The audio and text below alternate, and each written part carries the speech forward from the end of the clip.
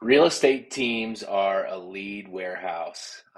Talk to a lot of people every day, inside our team, out in all over, wherever, and it seems to be the mindset that teams are built off of leads. I've been at this for 10 years now, and if you would have asked me 10 years ago what I thought, definitely, I would have said, yeah, you guys provide leads. I sell them. You take a cut. I take a cut. We start to do business, and everyone's happy. Um, but boy, was I wrong.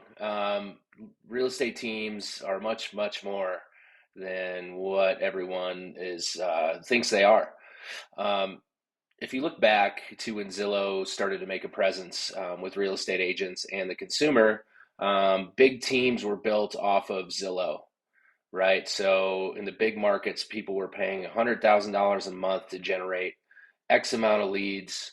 Those leads were then handed off to an agent who would produce, so they get a break on the marketing material, and you have more market presence as a group. Um, but what I've found out, especially over the last couple years, there's so much more to a team, and there's so much more to be had. There's so many benefits, but what we need to start with is looking at what the agent and the consumer is looking for. Um, First and foremost, human nature with people is that they want to be a part of something greater. It's not about individual success, it's about working together to create something special. So that culture is so important in building a team, but also personal growth, having people hold you accountable for your actions, whether professionally or personally, and build a career that's sustainable with the help of people around you. Um, Agents can't do marketing, sell houses, write contracts, um, do Facebook ads. They can't be a professional at all these things. And I believe this is where most people fall off. Most agents fall off because they don't have the time or capacity to do everything. And at the end of the day, the consumer suffers from this. So if you're out showing a house and a consumer or a client has some paperwork that needs to be tended to, you may not be able to get it to it until the next day. That doesn't cut the cake these days. People want immediacy. That support is so important, whether it's a transaction coordinator or another agent in your office that can assist to get documents out in a timely manner. Um,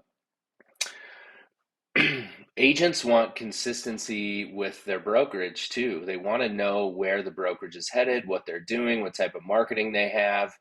They want to be able to collaborate with that brokerage or broker owner on what the market is doing. And I'm just not seeing that very much. I see one way or the highway, and I also believe that that's a myth with teams, is that agents don't have any say or on the direction of the team.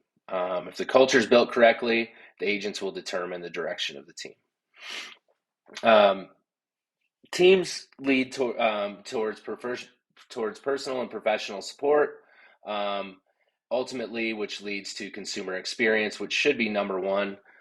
Technology, of course, is important. Having someone in your corner that's doing the research on what works and what doesn't, instead of asking one seasoned agent who's been in the business 30 years how this works.